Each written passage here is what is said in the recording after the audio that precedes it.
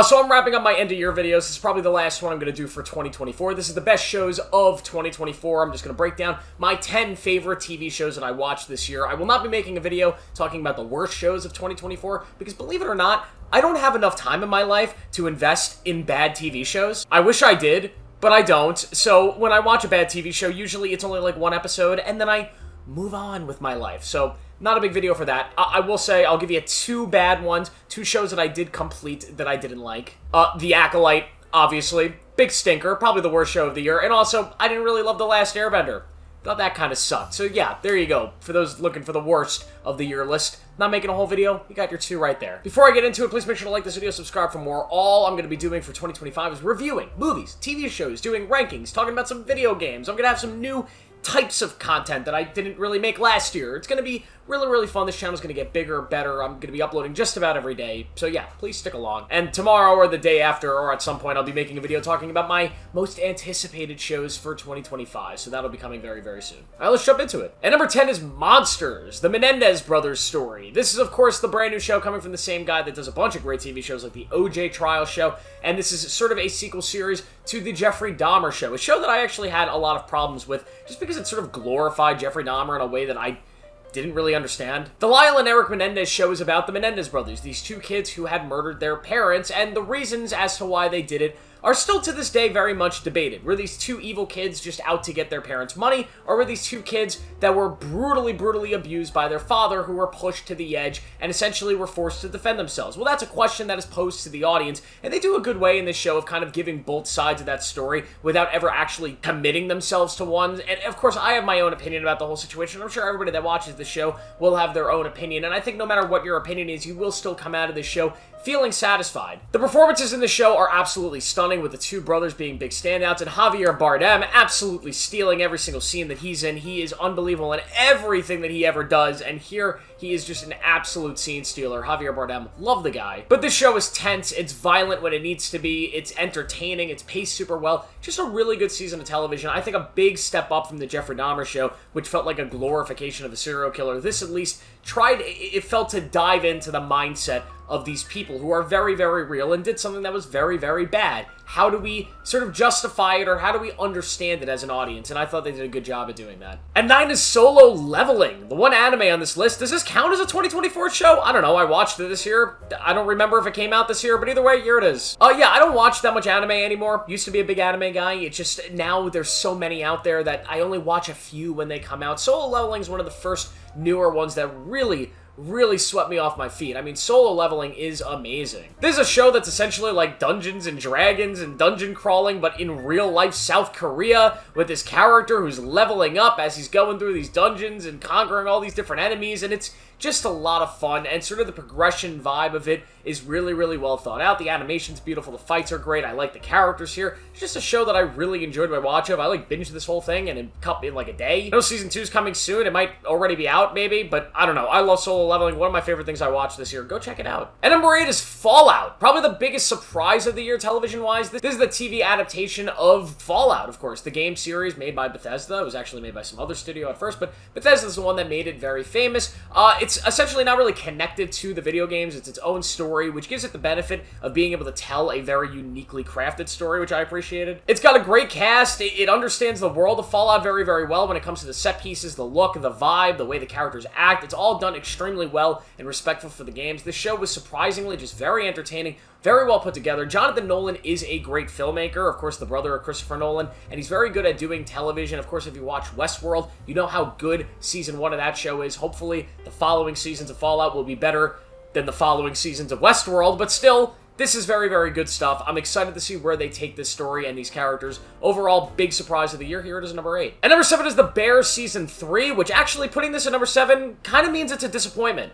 Because last year, The Bear Season 2 was my number 2 show of the year, only falling to Succession, which is like the greatest show ever. I thought The Bear Season 3 was just easily the weakest season of the show. It's still very good. Still had a lot of really great moments, great episodes, entertaining moments, but it felt like a filler season. It felt like Season 4 is the next big season, and this was kind of filler. It felt like during COVID, when they shot with some different TV shows, like little filler episodes to fill the gap between seasons, right? This is what that felt like. It felt like a COVID season of television. Now, of course, Carmy has his whole arc that kind of builds up to the finale that still works out well in this season, that's still very satisfying, and Jamie Lee Curtis has some moments, and there's still a lot of really, really great stuff here. I was just very disappointed by the fact that this felt so much weaker than the first 2 seasons. I'm hoping Season 4 gets this show back to being where it deserves to be, which isn't like the #1 spot for the year of 2025, but we'll see. And number 6 is House of the Dragon Season 2. Also a little bit disappointing that this ranks so low. This is a season that divided audiences. A lot of people really didn't like this season because of how slow the pace was. I really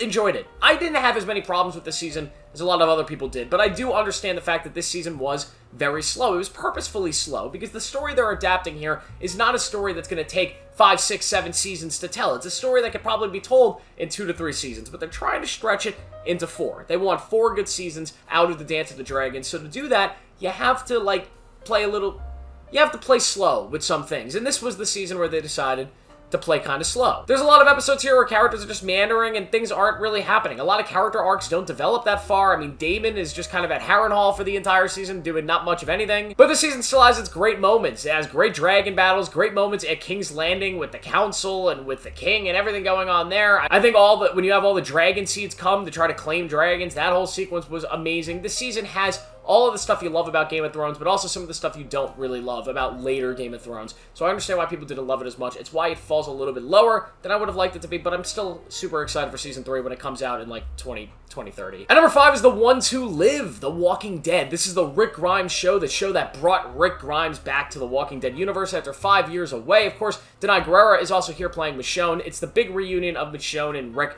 who come back together after years apart and have to fight this big bag threat. Yes, was this show a little bit rushed? Sure. But was this show unbelievably satisfying to someone like me who's been watching The Walking Dead for years and years and years, never stopped watching it, never stopped loving it, and has been waiting for Rick to return for years and years and years? Yes, this show was unbelievably satisfying for me. I loved every second of this. You have unbelievable performances from Rick himself, aka Andrew Lincoln, who plays the character, who's so good. Denai Guerrera, also amazing. Jadis, what a character Jadis is, so good in this show. Terry O'Quinn playing the villain here. Little underwhelming, but still sort of threatening. This whole vibe of this show is amazing. Do I wish we got those 3 massive movies that they were originally planning to tell this story? Yes, I do. But unfortunately, we can't always get what we want.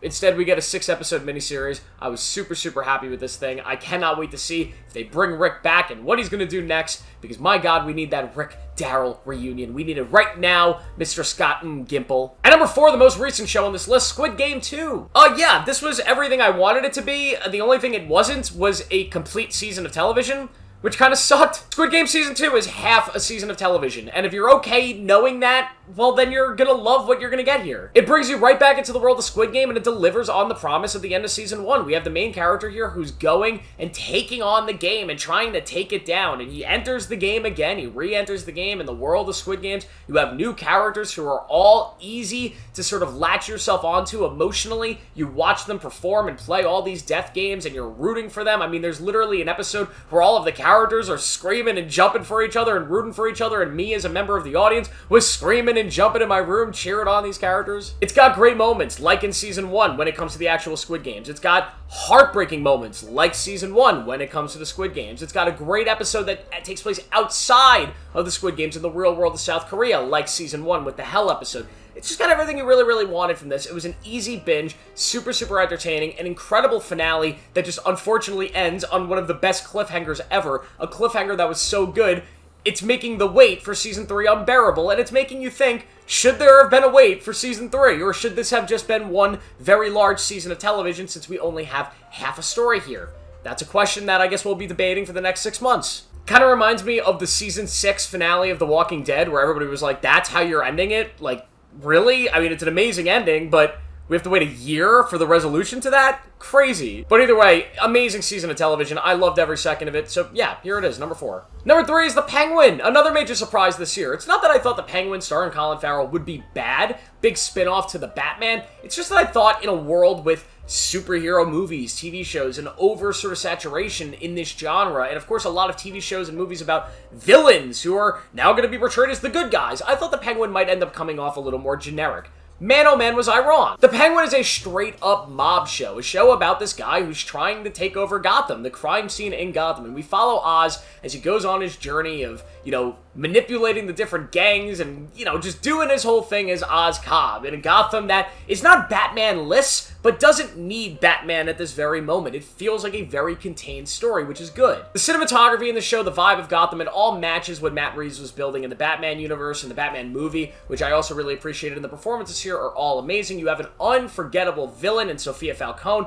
who is so good here. And the way they portray the character of Oz, instead of doing this, bad guy to good guy twist, they almost convince you of something else. They convince you that Oz is this good guy, this lovable dude, right before they pull that rug from underneath you and just completely hoodwinkle the audience, and I just absolutely loved it. It's so good. The finale of this season was so amazing, and yeah, the Penguin blew me away. Number 2 is Baby Reindeer, another major surprise from the year. This is a show that I just watched on a whim on Netflix, saw it pop up one day, checked it out, made a video about it, video blew up, show ended up blowing up. Not saying my video is the reason the show blew up, but hey, did get a lot of views. This is Richard Gadd's sort of autobiographical TV show, which he, of course, stars in and is so good, and about this woman who stalked him, essentially, and pretty much ruined his life. And such a dark, yet hilarious show. There are comedic aspects of the show that are done extremely well with the performances, with the characters here, but when the show actually gets into its serious themes and the topics it's exploring, my God, is this thing heartbreaking. Baby Reindeer is just one of the easiest watches of the year. It flies by when it comes to pacing, runtime, how it hooks you very quickly, but it's also just a show that you take a lot out of. It leaves you with emotions that you didn't have going in. It makes you feel something. Just an extremely well put together season of television. It's a really good miniseries, and I absolutely enjoyed every single second of this, and it's easily the second best show of the year. There's really no complaints I have with this show. This would be number 1 any other year, but this year, there was one show that just kind of put itself above everything else. Of course, number 1 is going to be Shogun. I mean, listen, Shogun is not only the best show of the year, it's probably the best thing of the year. I mean, this show is unfrickin' believable. Adapting a very famous book from James Cavill, I believe is his name. This is the story about a guy who washes up in feudal Japan and has to sort of adapt to his environment, adapt to all the conflicts going on, and yeah, it's Game of Thrones in feudal Japan. And it's amazing. This show has all the big budget stuff you would want from a show like this. It has all the crazy characters who are playing different political roles. It has all the great dialogue and the conversating, the visuals, the violence. Everything you would want from a perfect feudal Japan show is here in Shogun. You have the great characters. The main relationship between Blackthorn and his translator and all the stuff going on there is one of the most powerful sort of love stories I've ever seen in a television show. You have the central sort of conflict here with Toranaga and all the different chess moves that go into what's happening with that throughout the series, and the surprises and the twists and the sad deaths that sort of transpire with that conflict, and how it all boils up to a finale that you expect to be super action-packed but ends up being kind of dull. I loved Shogun. This is just the best thing ever. I'm not going to talk about it too long. Go watch Shogun. What do you guys think of this video? What are your favorite TV shows of the year? Let me know down below. Make sure to like this video, subscribe for more notifications. I'll see you in the next one.